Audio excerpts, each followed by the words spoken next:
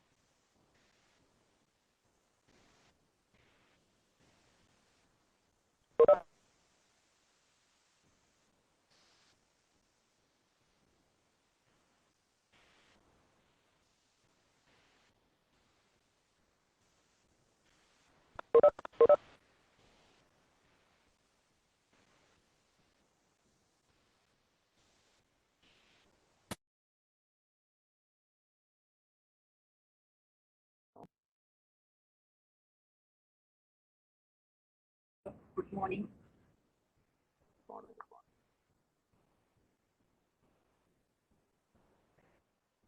Voice ரொம்ப லோவா இருக்கு. நான் ரொம்ப ஸ்லோவாக தான் பேசினேன். ஓகே.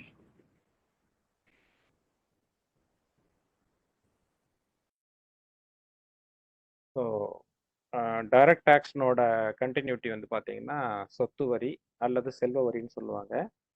இது பார்த்தீங்கன்னா இதெல்லாம் வந்து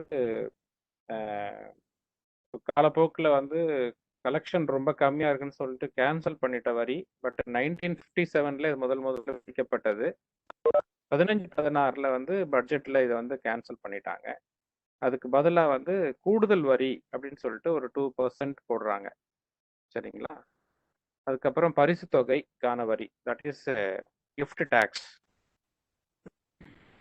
1958 இந்த வரியை போடுறாங்க.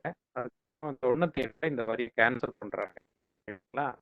இந்த எந்த வருஷம் இன்ட்ரோடியூஸ் பண்ணாங்க, எந்த வருஷம் ரத்து பண்ணாங்கன்னு மட்டும் தெரிஞ்சுக்கோங்க. ஏன்னா இது வந்து நடைமுறையில் இல்லை, இருந்தாலும் தெரிஞ்சுக்கோங்க.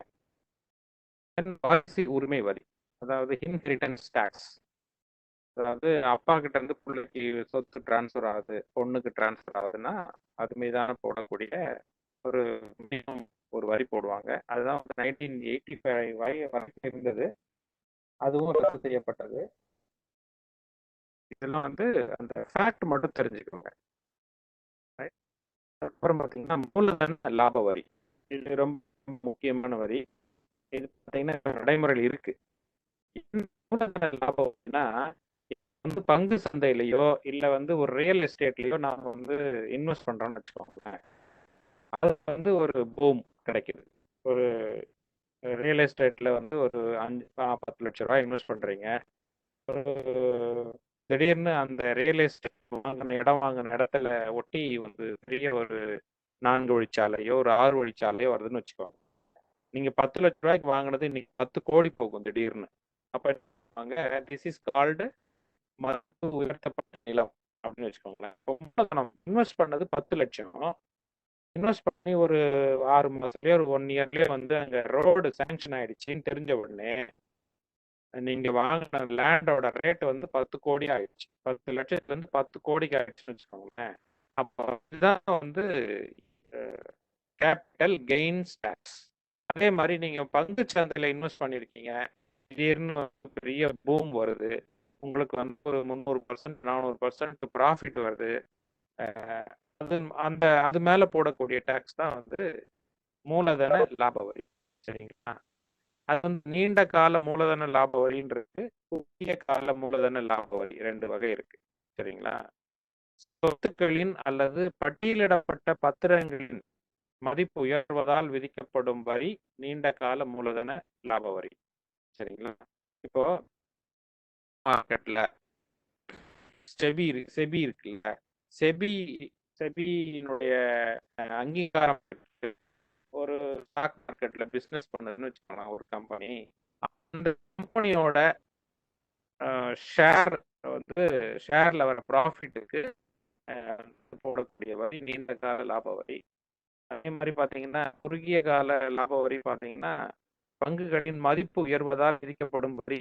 இது வந்து அன்லிஸ்டட் கம்பெனி, செபில ரெஜிஸ்டர் பண்ணாம இருக்கிற நிறுவனங்கள்ல வரக்கூடிய வரி வந்து ஷார்ட் டேர்ம்ல கொடுக்கிறாங்க. குறுகிய கால லாப வரி ஒரு ஆண்டுக்கு ஒரு பங்குகளின் மதிப்பு கணக்கிடப்பட்டு வைக்கப்படுகிறது.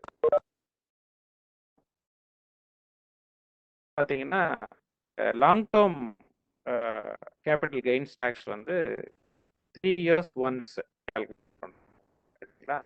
2018 முதல் வந்து 10%, இது இப்பவும் கண்டினியூ ஆகுது, 10% தான். அதுக்கப்புறம் கடன் பரஸ்பர நிதியங்களில் கிடைக்கும் லாபத்திற்கு நீண்ட கால மற்றும் குறுகிய கால லாப வரி இரண்டும் விதிக்கப்படுகிறது. மியூச்சுவல் ஃபண்ட்ல வர ப்ராஃபிட் வந்து both long term and short term. மூதாதையர்கள் மூலம் கிடைக்கும் சொத்துக்களை விற்கும் போது லாப வரி விதிக்கப்படுகிறது. இப்போ எங்க தாத்தாவோட ப்ராப்பர்ட்டி எனக்கு கிடைச்சிருக்கு, இது வரைக்கும் நீங்க உங்களுடைய கான்ட்ரிபியூஷன் அந்த சொத்துல எதுவுமே கிடையாது. அதை சேல்ஸ் பண்ணும்போது வந்து ஒரு 50 கோடி ரூபாய்க்கு விற்கிறீங்கன்னு வச்சுக்கோங்களேன். ஒரு 8 வழி சாலையை ஒட்டி இருக்கு அந்த ரோடு, அந்த அந்த ப்ராப்பர்ட்டின்னு வச்சுக்கோங்களேன். ஒரு 50 கோடிக்கோ இல்ல 50 லட்சத்துக்கோ விற்கீங்க, உங்களுக்கு ஆலான் சடன் உங்களுக்கு வந்து ஒரு ப்ராஃபிட் தான் அது. அது நீங்க அந்த சொத்தோட ஆரம்பத்துல வாங்கும் போதோ இல்ல அதை மேம்படுத்தும் போதோ உங்களுடைய கான்ட்ரிபியூஷன் எதுவுமே இல்லை. திடீர்னு உங்களுக்கு வந்து ஒரு ப்ராஃபிட் மாதிரி தான் அது. அப்போ அது மேல வந்து உங்களுக்கு லாப வரி விதிப்பாங்க, சரிங்களா? பட் அதுக்கு எக்ஸம்ஷன்ஸ் இருக்கு. அதுவே வந்து நிலங்களா இருந்தா கிடையாது. அப்புறம் ஸ்பெஷல் பேரர் பாண்ட் ஏதாவது நீங்க இன்வெஸ்ட் பண்ணிருந்தீங்கன்னா அது இல்லை, அது டேக்ஸ் கிடையாது. அதே மாதிரி மத்திய அரசாங்கத்தோட கோல்டு பாண்டு, கோல்டு ஃபிக்ஸட் டெபாசிட்ல ஏதாவது இன்வெஸ்ட் பண்ணீங்கன்னா அதெல்லாம் விதிவில் கொடுத்துருக்காங்க, சரிங்களா? பாதுகாப்பு பட்டனை வரி இது 2004 அறிமுகமானது. அறிவிக்கப்பட்ட பங்கு சந்தைகளின் பாதுகாப்பு ஆவணங்கள் வாங்கும் போது விற்கும்போது அங்க வந்து எப்படி ஷேரோ அதே மாதிரி இது செக்யூரிட்டி வாங்கும்போது உங்களுக்கு கிடைக்கக்கூடிய லாபத்தின் மீது லாபம் இல்லை டிரான்சாக்ஷன் விற்கும் போது வாங்கும்போது உங்களுக்கு அந்த டாக்ஸ் போடுவாங்க. அதுக்கப்புறம் பார்த்தீங்கன்னா விளிம்பு நன்மை வரி, டாக்ஸ்ன்னு சொல்லுவாங்க. இப்போ பார்த்தீங்கன்னா ஒரு கம்பெனியில் ஒருத்தர் வேலை பார்க்குறாருன்னு வச்சுக்கோங்களேன். அந்த கம்பெனியில வேலை பார்க்கும்போது பஸ் டிரான்ஸ்போர்ட் அனுபவிப்பாரு, ஃப்ரீ டிஃபன், அதாவது ஃப்ரீ இல்லை, ₹1 வந்து டிஃபனு, ₹1 வந்து லஞ்சு, இந்த மாதிரிலாம் கிடைக்கும். நிறுவனங்களிலோட அந்த கம்பெனி ஓனர் கம்பெனி ஓனர் வந்து எம்ப்ளாயிஸ் வந்து டிரான்ஸ்போர்ட்டு, ஃபுட்டு, மற்ற அக்காமடேஷன் ஏதாவது கொடுக்குறாங்க இல்லையா, அப்போ வந்து உங்க மேல வந்து ஒரு கைண்ட் ஆஃப் டாக்ஸ் போடுவாங்க. அது பெனிஃபிட் டாக்ஸ். அதாவது பெனிஃபிட் அடையிறது வந்து எம்ப்ளாயிஸ், டாக்ஸ் கட்டுறவர் வந்து எம்ப்ளாயர் கட்டுவார், சரிங்களா? 2009 பண்ணிட்டாங்க. அதுக்கப்புறம் பிரசம்டிவ் அனுமானிக்க வரி பாத்தீங்கன்னா 1990 வந்து இன்ட்ரோடியூஸ் பண்றாங்க. இது ஊக வரினா சிலர் வந்து கணக்கே எழுத மாட்டாங்க, பிசினஸ் பண்றவங்க மனக்கணக்கு மனசுலயே வைப்பாங்க. அப்படின்னா துண்டு சீட்டி எழுதி வைப்பாங்க, இன்னைக்கு நாம இவ்வளவு வருமானம் வந்துச்சு. இதுக்கு ப்ராப்பர் லெட்ஜர்லாம் போட்டு வரவு செலவு கணக்கு எழுத மாட்டாங்க. அந்த பிசினஸ் வந்து பிரசம்டிவ் டாக்ஸ் போடுவாங்கன்னா அந்த பிசினஸ் ஓனர் இருக்கார்ல, அவர் வந்து அவரோட ப்ராப்பர்ட்டி வந்து இன்க்ரீஸ் ஆகிட்டே இருக்கும் நாளுக்கு நாள். கல்யாண மண்டபம் கட்டுவாரு, அந்த பிசினஸ்ல சம்பாதிச்சு கார் வாங்கி கல்யாணம் கட்டியிருக்காரு, அதுக்கப்புறம் ஒரு 50 ஏக்கர் லேண்ட் வாங்கியிருக்காருன்னா அப்போ வந்து it is assumed he is earning profit. That particular. அப்போ அவருக்கு வந்து அந்த பிசினஸ்ல நிறைய லாபம் இருக்கு. அதனாலதான் வந்து அதனால வந்து சர்வை பண்ண முடியுது. நிறைய ப்ராப்பர்ட்டியை வாங்க முடியுது. ஏதோ ப்ராஃபிட் வருது. ஆனா கணக்கு எழுத மாட்டேங்கிறாரு. அப்போ அவருக்கு நிறைய ப்ராஃபிட் வருதுன்னு அனுமானிச்சு அரசாங்கம் ஒரு பிசினஸ் மேனால சந்தேகப்பட்டு, நீ எப்படி ப்ராஃபிட்லாம் வாங்கின? இல்ல நான் பிசினஸ் பண்றேன், அப்போ உனக்கு ப்ராஃபிட் வருதுல்ல, ப்ராஃபிட் டேக்ஸ் கட்டுங்க அப்படின்னு சொல்லிட்டு டேக்ஸ் படுத்தினாங்க. பார்த்தீங்கன்னா இது இது வந்து மினிமம் தான். அரௌண்ட் 5 to 6% தான் இதுக்கு. இல்லை அப்படின்றது கணக்கு எழுதுனா எவ்வளவு ப்ராஃபிட் அப்படின்றத கவனிச்சு போடக்கூடிய டேக்ஸ் தான் வந்து ப்ரெசம்ப்டிவ் டேக்ஸ். சார் உங்க வாய்ஸ் கிளியரா இல்லை சார், கட்டாய் கட்டாய் வருது சார்.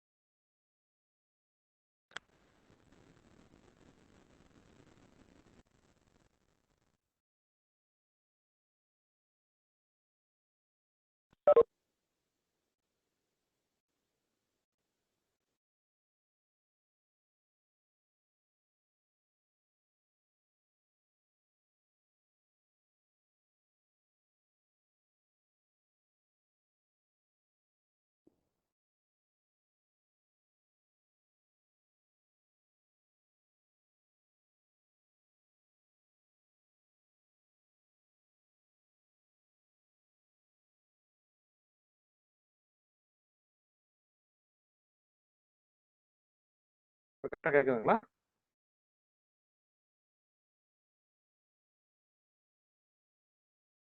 ஹலோ சார் சார் இப்போ கேக்குதுங்க சார். சரி சரி.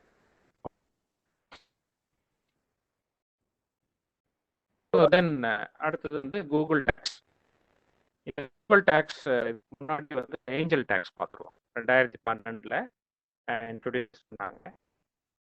இது யார் யார் மேலாம் இன்ட்ரோடியூஸ் பண்ணாங்க அப்படின்னு பார்த்தீங்கன்னா, it is imposed on the boosted value of share of unlisted companies raising fund from the angel investors. யாருங்க? Sir hello sir. யார்? Hello sir. Sir sorry sir interrupt பண்றது சார். ரெண்டு வேர்டு நல்லா கேக்குது, அதுக்கப்புறம் லைக் ஒரு வேர்ட் மிஸ் ஆகுது, அந்த மாதிரி இருக்கு சார். அப்படியா? லைக் வாய்ஸ் கொஞ்சம் வைப்ரேஷன் ஆகுது சார். விட்டு விட்டு வருது.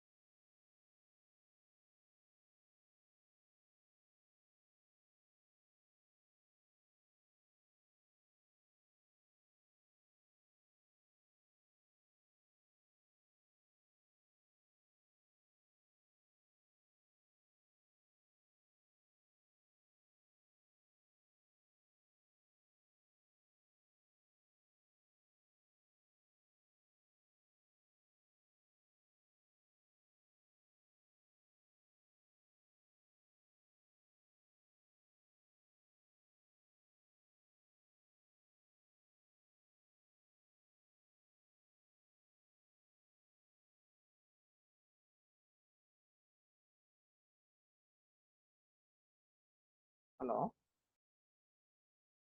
இப்ப கேக்குதுங்களாமா? சார் கொஞ்சம் பேசினாதான் சார் தெரியும். இப்ப நீங்க கேட்கும் போது கேக்குது, அதுக்கப்புறமா அந்த ப்ராப்ளம் இருக்கு.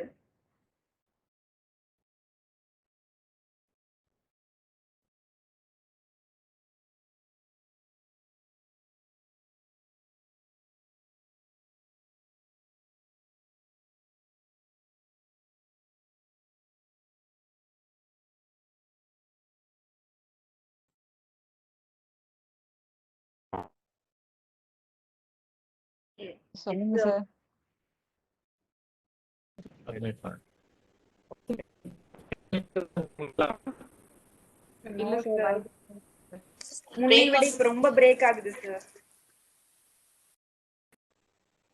இப்போ இப்ப நல்லா நீங்க கேக்குதுங்களா? ஸ்டார்ட் பண்ணுங்களேன். ஸ்டார்ட் பண்ணாதான் தெரியுது. இப்ப கேட்கும்போது நல்லா தான் சார் கேக்குது. இப்போ ஓகே சார். Okay okay.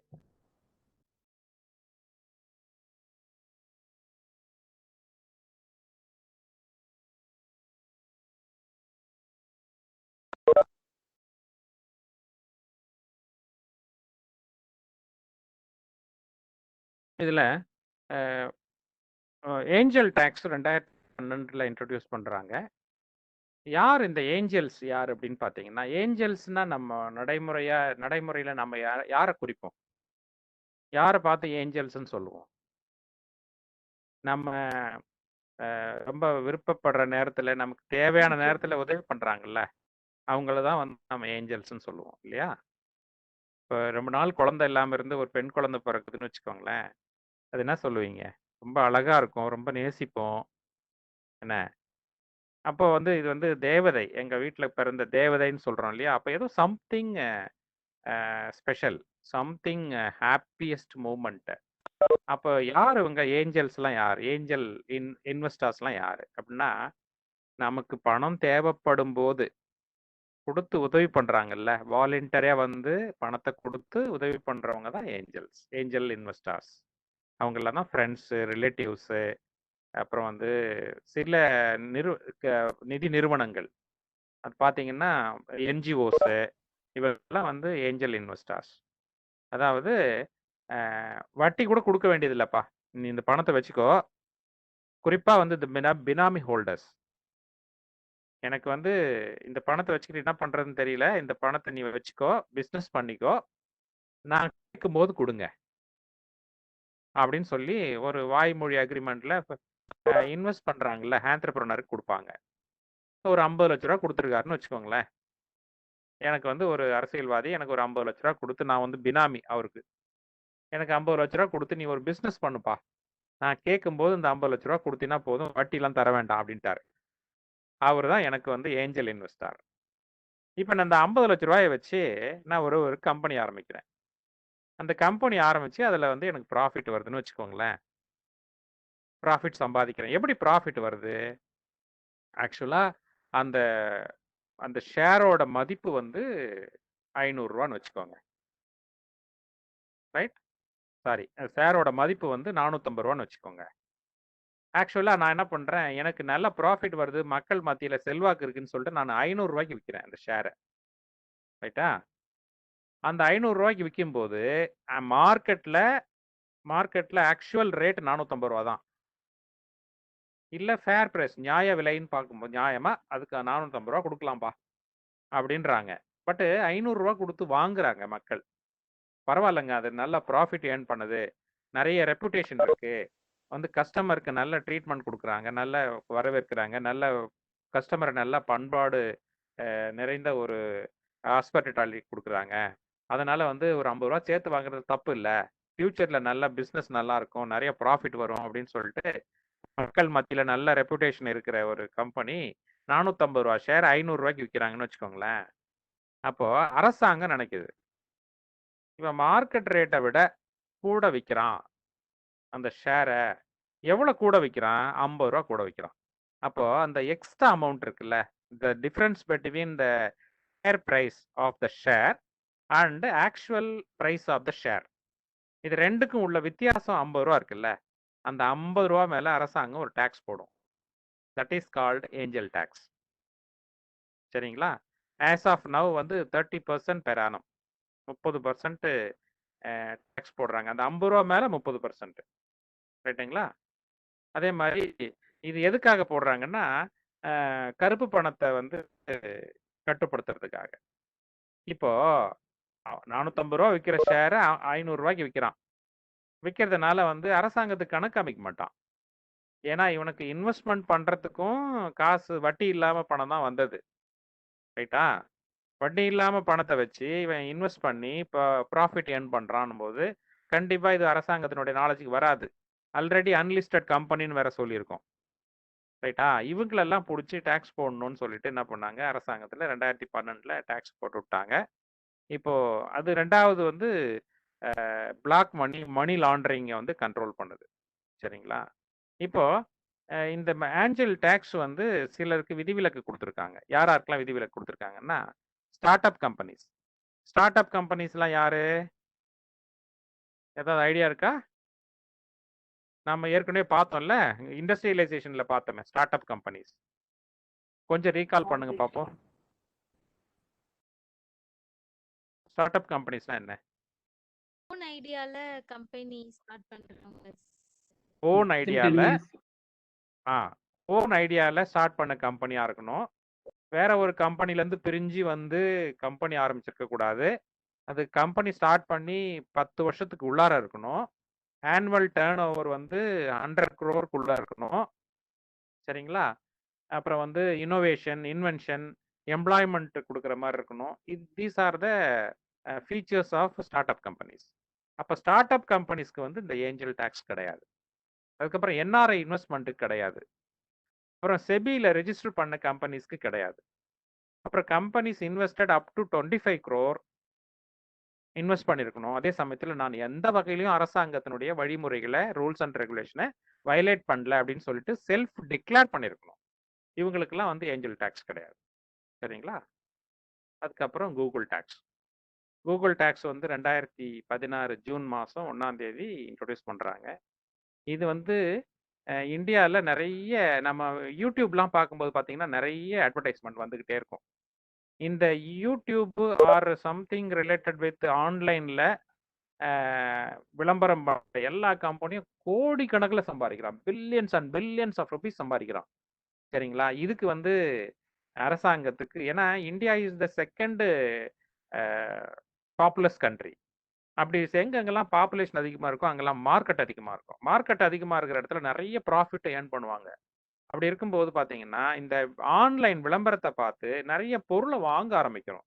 அதுவும் குறிப்பா அந்த 2019, 20, 21 இந்த கடந்த 3 ஆண்டுகள்ல இந்த கொரோனா லாக்டவுன்லாம் ஆரம்பிச்ச பிறகு இந்த கூகுள்ல தட்டி அட்ரஸ் எடுத்து விளம்பரத்த பார்த்து எத்தனையோ பொருள வாங்குறோம். எத்தனையோ கோடிக்கணக்குல சம்பாதிக்கிறாங்க. ஆன்லைன் அட்வர்டைஸ்மென்ட்ட பேஸ் பண்ணி நம்ம நிறைய சேல் பண்றாங்க இந்தியால. இதெல்லாம் பார்த்தாங்க அரசாங்கத்துல விளம்பரத்துக்கு மட்டும் டாக்ஸ் போட்டாங்க. எவ்வளோ? ஜஸ்ட் 6% தான் சார் போட்டாங்க.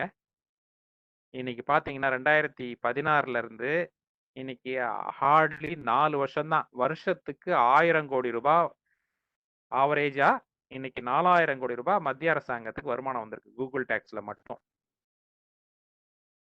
ஆன்லைனுக்கு மட்டும் போட்டிருக்காங்க. ஆன்லைன் அட்வர்டைஸ்மெண்ட்டுக்கு மட்டும் தான் அந்த டாக்ஸ் போட்டிருக்காங்க. ரைட்டா? ஆனா எல்லா ஆஸ்பெக்ட்டுக்கும் டாக்ஸ் போட்டாங்கன்னு வச்சுக்கோங்க, எங்க போகும் பாருங்க. ஸோ அந்த அளவுக்கு இன்னைக்கு ஆன்லைன் வர்த்தகம் வந்து ரொம்ப பாப்புலரா இருக்கு. ஆன்லைன் மூலமா வந்து ஆன்லைன்ல இருக்கிறவங்க நிறைய பேர் இருக்காங்க இந்தியால. ஸோ அதனால வந்து பாத்தீங்கன்னா it's a good source of direct tax. Okay. It is otherwise known as equalisation of tax. Hello sir. என்னது ஈக்குவலைசேஷன் ஆஃப் டாக்ஸ் அப்படின்னா, நீங்க வந்து கடை ஓபன் பண்ணி நீங்க கடையை விரிச்சு வச்சு பிசிக்கலா வந்து ஒரு அண்ணா நகர்ல ரவுண்டானா கிட்ட வந்து ஒரு கடை ஆரம்பிச்சு ஒரு வியாபாரம் பண்ணா எவ்வளவு சம்பாதிப்பீங்களோ அதை விட அதிகமா சம்பாதிக்கிறீங்க without paying any tax to the government. அதனால அதை ஈக்குவலைஸ் பண்றதுக்காக போடுறதுனால ஈக்குவலைசேஷன் டாக்ஸ்ன்னு சொல்றாங்க.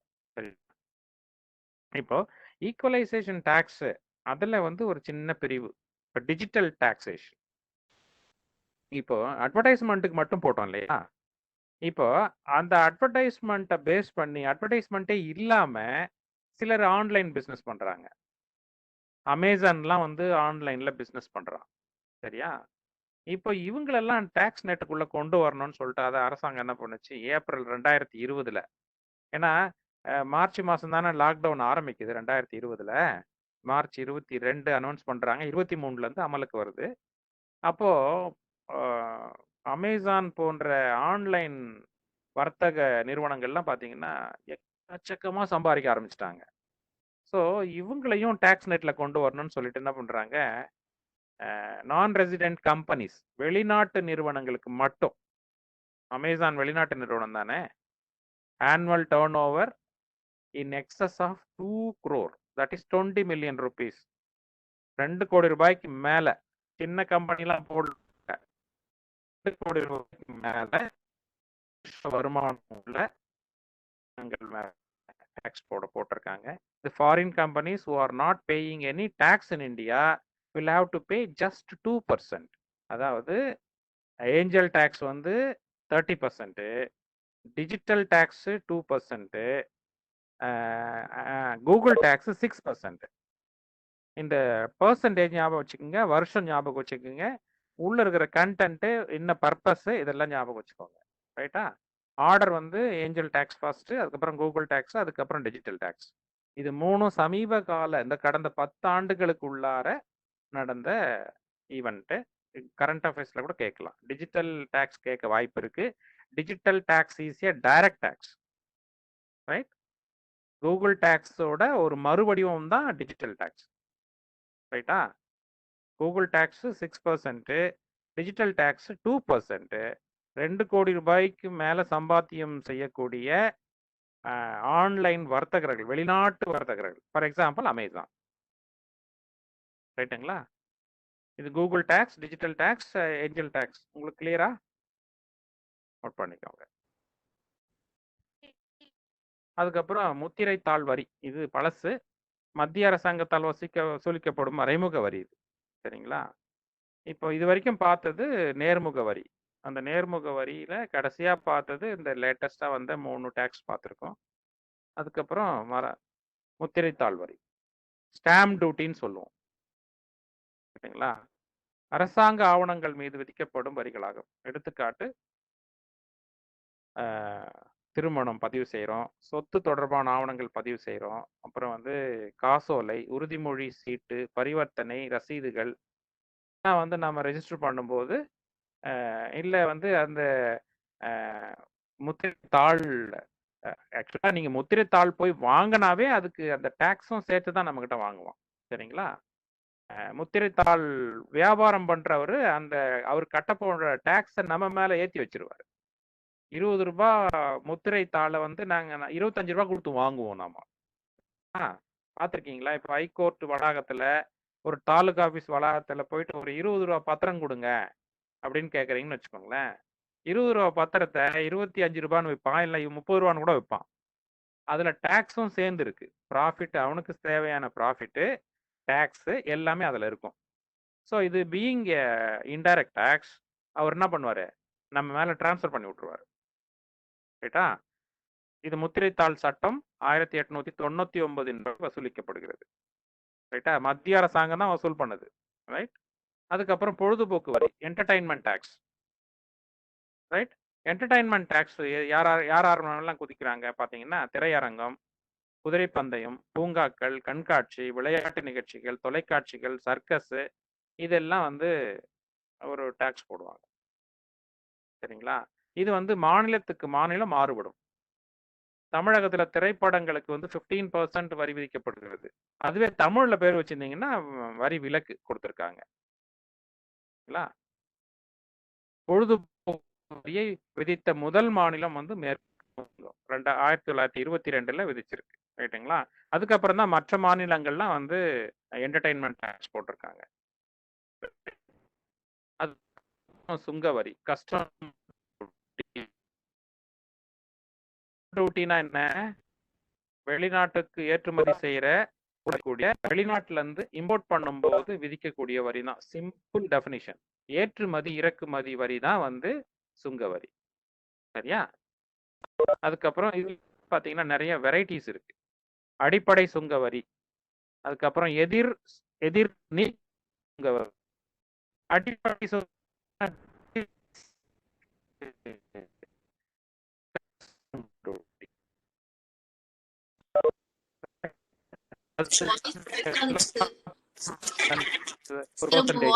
அது என்ன?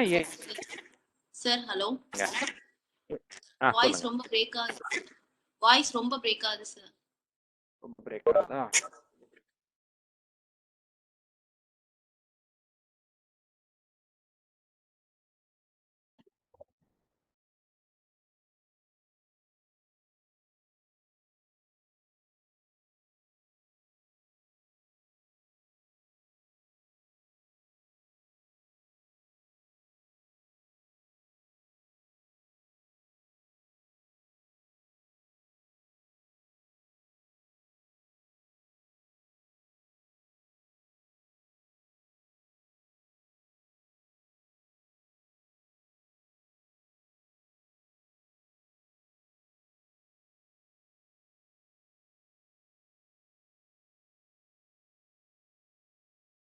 ஹலோ. நல்லா கேக்குதுங்களா? சார் கேக்குது சார். Yes sir. ஒவ்வொரு கேக்குது சார்.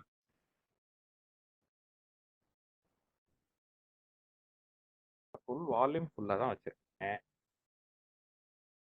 கேக்குது சார். சார் நல்லா தான் சார் கேக்குது. இப்ப நல்லா கேக்குது. நல்லா கேக்குதுங்களா? ஒரு சிலருக்கு சரியா கேட்கலன்னு நினைக்கிறேன். ஒருவேளை உங்களுக்கு அந்த வால்யூம் கம்மியா வச்சிருக்கீங்களா பாருங்க. யாராருக்கெல்லாம் வந்து வாய்ஸ் சரியா கேட்கல அப்படின்றவங்க கொஞ்சம் பாருங்க. அப்புறம் வாய்ஸ் பிரேக் ஆகுதுன்னு ஃபீல் பண்றீங்களா? அவங்கெல்லாம் வந்து உங்களுக்கு மொபைல்ல பேட்டரி ஃபுல்லா இருக்கான்னு பாருங்க. மொபைலோ or tab whatever maybe. Battery கம்மியா இருந்தா கூட உங்களுக்கு வாய்ஸ் கம்மியா வரும். என்துல வந்து பாத்தீங்கன்னா பேட்டரி ஃபுல்லா இருக்கு, சார்ஜிங்லேயே இருக்கு. அதனால குறைய வாய்ப்பு இல்லை. உங்களுக்கு யாராருக்கெல்லாம் பிரேக் வருதோ அவங்களுக்கு வந்து பேட்டரி வீக்கா இருந்ததுனால உங்களுக்கு பிரேக் ஆகும், பார்த்துக்கோங்க. ரைட்? என்னுடைய சைடுல கரெக்டா இருக்கு. சிக்னல் வீக்கா இருந்தா கூட அப்படியே சார் பிரேக் ஆயிடுது சார். ஆமா ஆமா, வீட்டுக்குள்ள எனக்கு ரூமுக்குள்ள கரெக்டா இருக்கு. இருந்தோம்னா அதான் இல்ல நீங்க பேச நல்லாவே கேக்குது. இவ்வளவு பிரேக் எல்லாம் ஆகல. அது அவங்களுக்கு பிரச்சனை இல்லை. ஆமா ஆமா, எனக்கு கரெக்டா இருக்கு. ஏன்னா நான் வந்து வைஃபைல இருந்து டிஸ்கனெக்ட் பண்ணிட்டு நான் இப்போ ஹாட்ஸ்பாட் போட்டுக்கிட்டேன். அதனால கரெக்டா இருக்கும். So custom duty import and export மேல வரக்கூடிய டேக்ஸ் தான் வந்து கஸ்டம் டியூட்டி. இதுல அந்த வகைப்பாடுகள் இருக்கு பாருங்க. அதுல வந்து உங்களுக்கு இந்த டெக்னிக்கலா எதிர் நீக்க சுங்க வரினா என்ன, கவுண்டர் வெயிலிங் டியூட்டின்னு சொல்லுவான் ஆங்கிலத்துல. கவுண்டர்னா என்ன? நாம வந்து உள்நாட்டு நிறுவனங்கள் இருக்குன்னு வச்சுக்கோங்க. ஃபார் எக்ஸாம்பிள்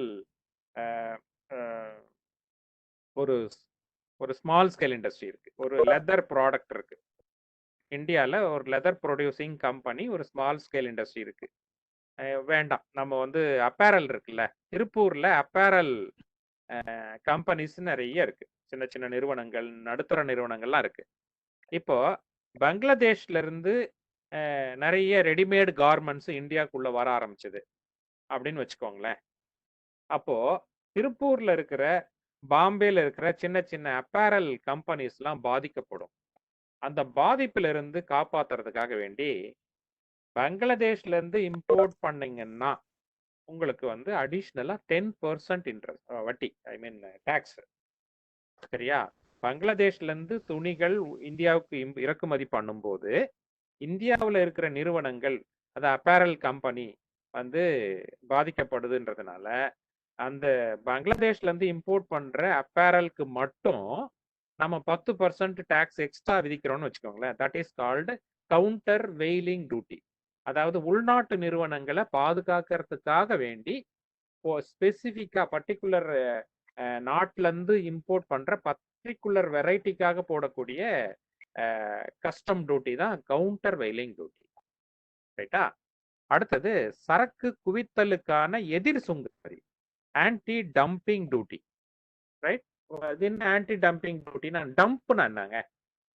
ஒரு குப்பையை கொண்டு போட்டு ஒரு அடுக்கி வைக்கிறது சார். அவுட்டர்ல வந்து கொட்டி டம்ப் பண்றது, கொட்டி வைக்கிறது, குவியல் குவியலா கொட்டி வைக்கிறது. அப்போ வெளிநாட்டுல இருந்து ஒரு பொருள் வந்து சீப்பா கொண்டு வந்து நம்ம ஊர்ல கொட்டி வைக்கிறது, டம்ப் பண்றது. டம்ப் பண்றதுனால நம்ம ஊர்ல ப்ரொடியூஸ் பண்ற, ஃபார் எக்ஸாம்பிள் சிவகாசி பட்டாசு எடுத்துக்கோங்களேன். சிவகாசி பட்டாசு வந்து பாத்தீங்கன்னா ஒரு 1000 வாலா, 1000 வாலா பட்டாசு வந்து ஒரு 2000 ரூபான்னு வச்சுக்கோங்க. 1000 வாலா பட்டாசு 2000 ரூபாய். ஒரு பட்டாசோட விலை 2 ரூபா. ஆனா மேக்கிங் சார்ஜ் 1 ரூபாய் தான் வருது அவனுக்கு. ஆனா ப்ராஃபிட் வச்சு 2000 ரூபாய்க்கு விற்கிறான் 1000 வாலா பட்டாசு. பட் சைனீஸ் பட்டாசு, அதே 1000 வாலா பட்டாசு நமக்கு 750 ரூபாய்க்கு கிடைக்கும் அப்படின்னு வச்சுக்கோங்க. ஃபார் எக்ஸாம்பிள் 750 ரூபாய்க்கு கிடைக்குது. அப்ப சைனீஸ் பட்டாசு வந்து இந்தியால இறக்குமதி பண்ணும்போது நம்ம சிவகாசி போன்ற குடிசை தொழில செய்யக்கூடிய நிறுவனங்கள்லாம் பாதிக்கப்படும். அப்போ நாம என்ன பண்ணுவோம், அவன் வந்து சீப்பா கொண்டாந்து இறக்குற பட்டாசோட ரேட் 750 ரூபாய். ஆனா நம்ம மார்க்கெட்ல இருக்கிற பட்டாசோட விலை 2000 ரூபாய். ஸோ ஒரிஜினல் காஸ்ட் 1000 ரூபாய், ப்ராஃபிட் ஒரு 1000 ரூபாய், 2000 ரூபாய்க்கு விற்கிறான். இப்போ அந்த சைனீஸ் பட்டாசோட ரேட்டை 2000 ரூபாய்க்கு இன்க்ரீஸ் பண்ணணும்னா எவ்வளவு டாக்ஸ் போடணும்? 1200 ரூபாய் நம்ம டாக்ஸ் போடணும். ரைட்டா? அப்போ அந்த இம்போர்ட் பண்ணும்போதே நீ வந்து ஒரு 1000 வாலா பட்டாசு மேல 1200 ரூபாய் டாக்ஸ் கட்டுங்க அப்படின்னு சொன்னோம்னா என்ன பண்ணுவாங்க? அந்த குவியல் குவியலா கொண்டு வந்து கொட்டி வச்சு விக்கிற அந்த தாக்கத்தை வீரியத்தை வந்து குறைச்சிப்பாங்க, இம்போர்ட்டர்ஸ் குறைச்சிப்பாங்க. சரியா? This is called anti dumping duty. உள்நாட்டு தொழிலை பாதுகாக்கிறதுக்கு போடக்கூடிய இது வந்து ஒரு ஆன்டி டம்பிங் டியூட்டியும் அதுதான். கவுண்டர் வெயிலிங் டியூட்டியும் வந்து உள்நாட்டு தொழிலை பாதுகாக்கிறதுக்காக போடக்கூடிய ஒரு வரி தான். சரிங்களா? அந்த கவுண்டர் வெயிலிங் டியூட்டில இன்னொரு சிறப்பு என்னன்னா, இப்போ வந்து அமெரிக்கால இருந்து அமெரிக்காவுக்கு நம்ம ஒரு பொருளை எக்ஸ்போர்ட் பண்றோம். ரைட்டா? For example basmati rice export பண்றோம். இப்போ வந்து பாகிஸ்தான்ல இருந்தும் பாசுமதி ரைஸ் அமெரிக்காவுக்கு எக்ஸ்போர்ட் ஆகுது. ரைட்டா? இப்போ பாகிஸ்தான்ல இருந்து வரக்கூடிய பாசுமதி ரைஸுக்கு ப்ரையாரிட்டி கொடுத்து இந்தியன் பாசுமதி ரைஸை வந்து ரிஜெக்ட் பண்ணணுன்றதுக்காக இந்தியன் பாசுமதி ரைஸ் மேல மட்டும் ஒரு 2% டேக்ஸ் போடுறாங்கன்னு வச்சுக்கோ அமெரிக்கால. அப்போ நம்ம நாட்டு எக்ஸ்போர்ட் பாதிக்கும். ரைட்டா? நம்ம நாட்டு எக்ஸ்போர்ட் பாதிக்கும் போது நம்ம எக்ஸ்போர்ட் குறையும். அப்போ இந்த கவுண்டர் வெயிலிங் டியூட்டி வந்து பாத்தீங்கன்னா, அப்போ அரசாங்கம் நீ வந்து என் பொருள் மேல டாக்ஸ் போட்டிருக்கல, அதே மாதிரி நீ உங்க நாட்டுல இருந்து நான் எங்க நாட்டுக்கு இம்போர்ட் ஆகிற பொருள் மேல நானும் ஒரு 2% டாக்ஸ் போடுறேன் அப்படின்னு சொல்லிட்டு அரசாங்கம் டாக்ஸ் போடும். நீ என்னுடைய பொருள் மேல டாக்ஸ் போடுறதுனால நான் உன்னுடைய பொருள் மேல டாக்ஸ் போடுறேன். This is also called countervailing duty. ரைட்டுங்களா? அதுக்கப்புறம் தேசிய பேரிடர் பிரிவுக்கான சுங்கவரி, கல்வி வளர்ச்சிக்கான சுங்கவரி. இது வந்து பாத்தீங்கன்னா இம்போர்ட்டர் அண்ட் எக்ஸ்போர்ட்டர் மேல திடீர்னு வந்து சுனாமி வந்துருச்சு, திடீர்னு வந்து COVID-19க்காக வந்து நாங்க நிறைய செலவு பண்ணிட்டு இருக்கோம், நீ இம்போர்ட்டர், நீ நிறைய ப்ராஃபிட் சம்பாதிக்கிறல, ஒரு 2% ப்ராஃபிட்ல 2% இல்ல இம்போர்ட் வேல்யூல எக்ஸ்போர்ட் வேல்யூல எனக்கு 2% டேக்ஸ் கட்டுங்க, இது ஒன்லி ஸ்பெஷலி ஃபார் டிசாஸ்டர் மேனேஜ்மெண்ட்டுக்காக தான் நாங்கள் செலவு பண்ண போகிறோம் அப்படின்னு சொல்லிட்டு இது வந்து டெம்பரவரியாக போடுவாங்க அப்பப்போ. சரியா? These are the types of custom duties. அதுக்கப்புறம் எக்ஸைஸ் டியூட்டிஸ். எக்ஸைஸ் டியூட்டிஸ்ன்றது உள்நாட்டில் பொருளை உற்பத்தி பண்ணுறாங்கல்ல, பொருளை உற்பத்தி செஞ்சு விற்கிற வரைக்கும் இருக்கிற போடக்கூடிய வரி தான் வந்து கலால் வரி. ரைட்டுங்களா? இப்போ கலால் வரி மத்திய கலால் வரி சட்டம் 1944 படி வசூலிக்கப்படுகிறது. இப்போ ஜிஎஸ்டி வந்த பிறகு பார்த்தீங்கன்னா மத்திய கலால் வரி அப்படியே சப்சியூம் ஆயிடுது, ஜிஎஸ்டியா கூட மெர்ஜி ஆயிட்டது. அதுக்கப்புறம் கலால் வரியோட வகைகள், அடிப்படை கலால் வரி, கலால் வரி சட்டம்,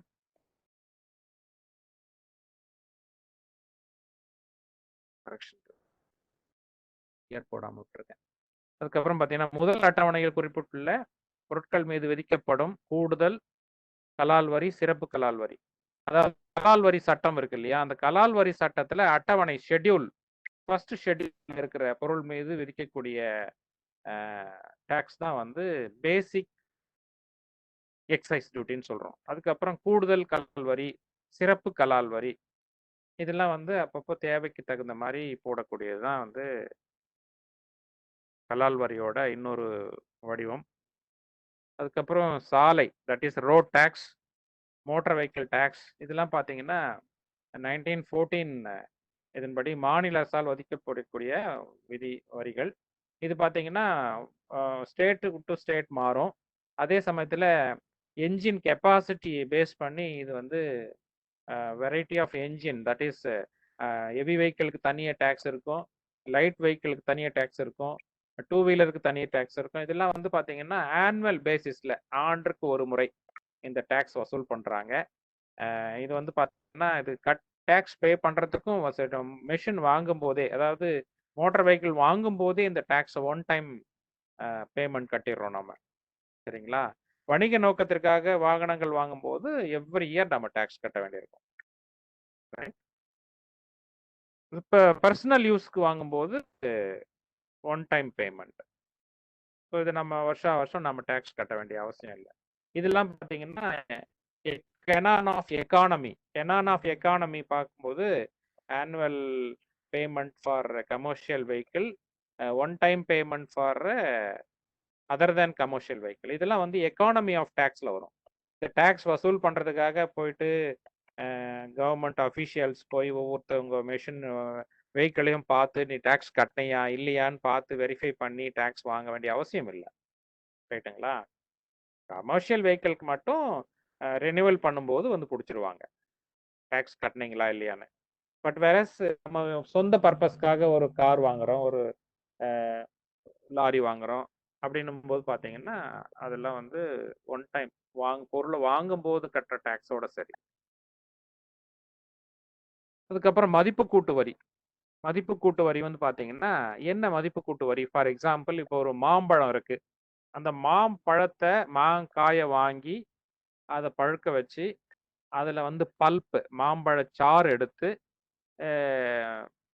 மேங்கோ ஃப்ரூட்டி அந்த ஃப்ரூட்டி ப்ரொடியூஸ் பண்ணுறோன்னு வச்சுக்கோங்களேன், இது வந்து மதிப்பு கூட்டப்படுகிறது. ரைட்டா? அதுக்கப்புறம் சேல்ஸ்க்கு வருது. சேல்ஸ்க்கு வரும்போது மாம்பழத்தோட காஸ்ட் வந்து ஒரு 10 ரூபான்னு வச்சுக்கோங்களேன், அது ஃப்ரூட்டியாக கன்வெர்ட் ஆகும்போது 15 ரூபா ஆகுது. அந்த 5 ரூபாய் டிஃபரன்ஸ் இருக்குல்ல, அந்த 5 ரூபாய் டிஃபரன்ஸ் மேலே டேக்ஸ் போடுவாங்க. அதை மதிப்பு கூட்டப்பட்ட பொருள்களுக்கான வரி, அதுதான் மதிப்பு கூட்டு வரி, வேல்யூ ஆடட் டேக்ஸ். ரைட்டுங்களா? இது வந்து முதல்ல பிரான்ஸ்ல வந்து இன்ட்ரோடியூஸ் பண்ணாங்க. அதில் அந்த டேக்ஸ் வரியை வந்து காயின் பண்ணவர் வந்து மாரிஸ் லாரே. ரைட்டுங்களா? அதுக்கப்புறம் பார்த்தீங்கன்னா நிறைய நாடுகளில், உலக நாடுகளில் இந்த வரி பிரபலமானது, நம்ம ஊர்லேயும் பிரபலமானது. இது பார்த்தீங்கன்னா 1976ல்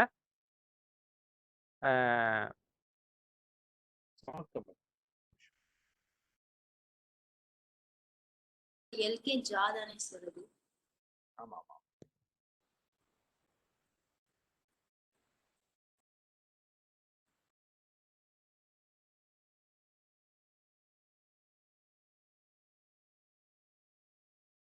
நைன்டீன் 76 எல்கே ஜாக் தலைமையிலான விசாரணை குழு அமைச்சாங்க.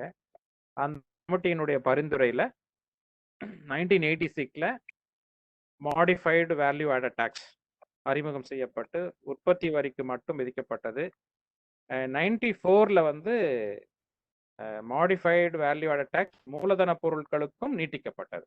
சரிங்களா? 86ல் மாடிஃபைடு வேல்யூ ஆட் டேக்ஸ் அது வந்து இன்ட்ரடியூஸ் பண்றாங்க.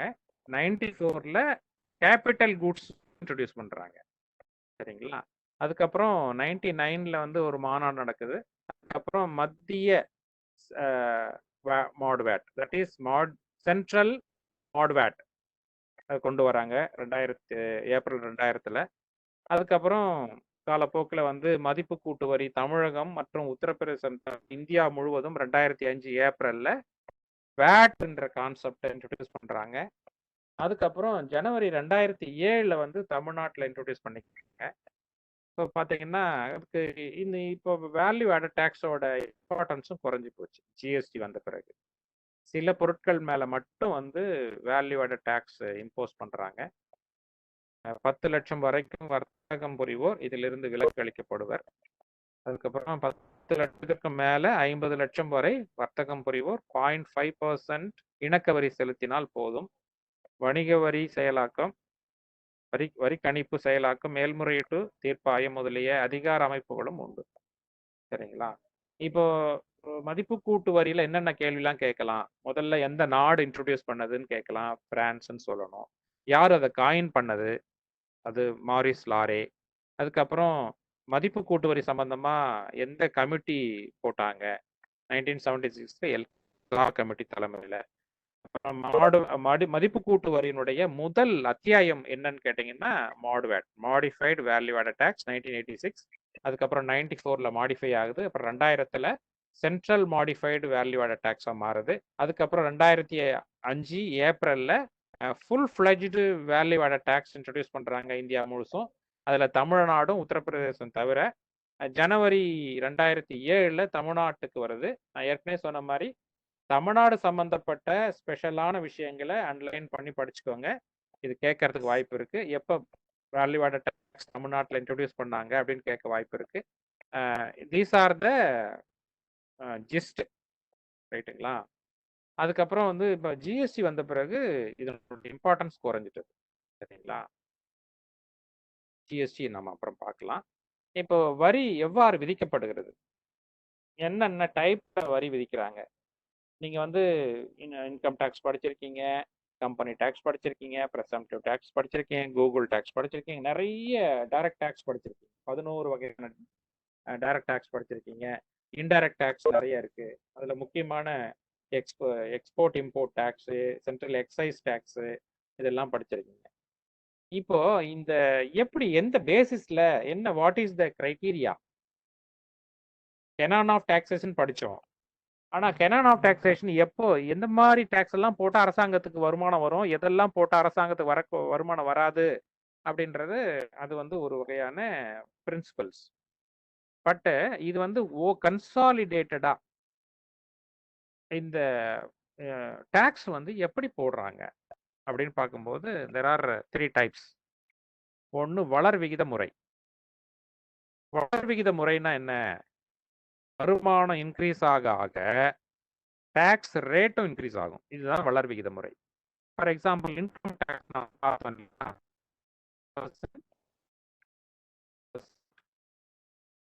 20%, 30%, ரைட்? அப்போ அந்த 6 வகையான ரேட் ஆஃப் டாக்ஸ் எப்படி இன்க்ரீஸ் ஆகுது? வருமானம் இன்க்ரீஸ் ஆக இன்க்ரீஸ் ஆக இன்க்ரீஸ் ஆக இன்க்ரீஸ் ஆகிட்டே போகுது. திஸ் இஸ் கால்டு வளர் விகித முறை. That is progressive tax, progressive rate of tax. இது வந்து பெரும்பாலும் வந்து வருமான வரி டைரக்ட் டாக்ஸ்ல இருக்கும், ஸ்பெஷலா வந்து வருமான வரியில இருக்கு. ரைட்டுங்களா? இது வந்து பாத்தீங்கன்னா பணவீக்கம்.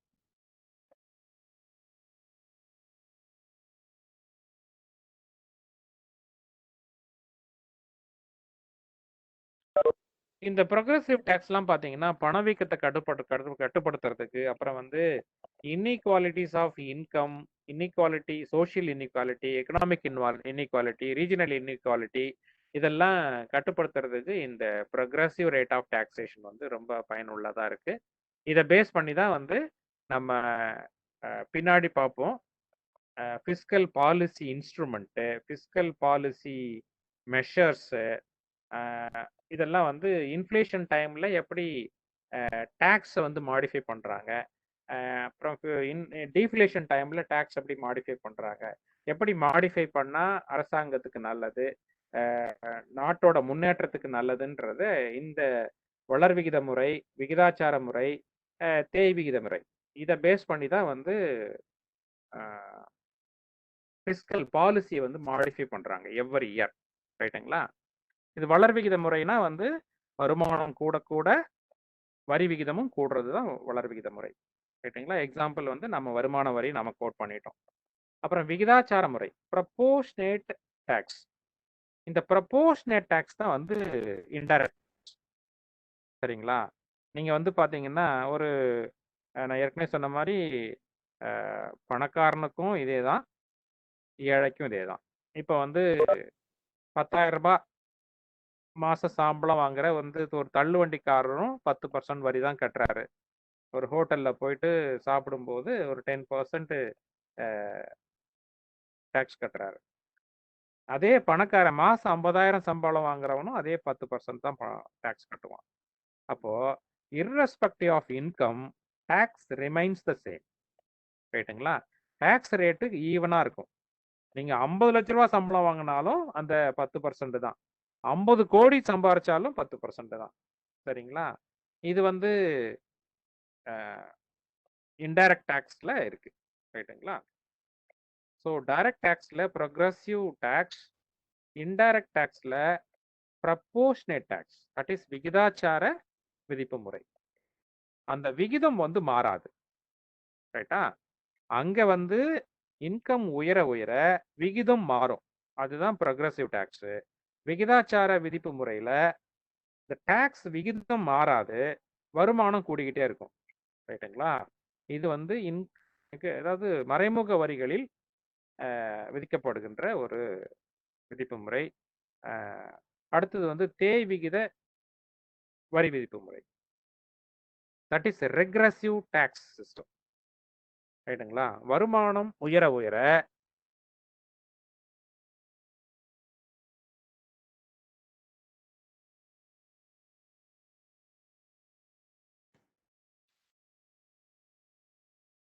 வருமானம் உயர உயர வரி விகிதம் குறையும். ரைட்டுங்களா? வரித்தளம் உயரும்போது வரி விகிதம் குறையும். அதாவது வரியின் அடித்தளமும் வரி விகிதமும் எதிர் விகிதத்தில் தொடர்புடையவை. ரைட்டுங்களா? இந்த மாதிரி கேட்கலாம். Which one of the following is கரெக்ட்னு கேட்டுட்டு ரெக்ரெசிவ் டேக்ஸ் வந்து நேர்முக தொடர்புடையவை, எதிர்முக தொடர்புடையவை, அதே மாதிரி நெகட்டிவ் கார்லேஷன், பாசிட்டிவ் கார்லேஷன், இந்த மாதிரிலாம் கேட்கலாம். இதை வந்து ரொம்ப நுணுகி படிச்சுக்கோங்க. வருமானம் உயர உயர வரி விகிதம் குறையுது. ஒன்று உயருது, ஒன்று குறையுது. இது வந்து எதிர் விகிதம் தானே. Negative relationship between income and rate of tax. But வேற வளர் விகிதத்தில் பாசிட்டிவ் ரிலேஷன்ஷிப், பாசிட்டிவ் கார்லேஷன். வருமானம் உயர உயர வரி விகிதமும் உயர்கிறது. அது வந்து பாசிட்டிவ்லி ரிலேட்டட். ரெக்ரெசிவ் டேக்ஸில் நெகட்டிவ்லி ரிலேட்டட். வருமானம் உயர உயர டேக்ஸ் ரேட் குறையுது. ரைட்டுங்களா? ஸோ இதுதான் பேஸ். டாக்ஸேஷனில் ரொம்ப ரொம்ப அடிப்படையான விஷயம். இந்த வரி விகிதம் எவ்வாறு விதிக்கப்படுகிறது, வரி விதிப்பு முறைகள், இந்த 3 தான் அடிப்படையான விஷயம். இதை நீங்கள் தரவாக புரிஞ்சுக்கிட்டீங்கன்னா உங்களுக்கு வந்து fiscal policy instrument, fiscal policy, அந்த கான்ட்ராக்டனரி ஃபிஸ்கல் பாலிசி, எக்ஸ்பான்ஷனரி ஃபிஸ்கல் பாலிசிலாம் உங்களுக்கு ஈஸியாக புரியும். சரிங்களா? இதில் வந்து தெளிவாக இருங்க. இந்த 3 கான்செப்ட் புரிஞ்சாதான் உங்களுக்கு வந்து அந்த ஃபிஸ்கல் பாலிசி தெளிவாகும்.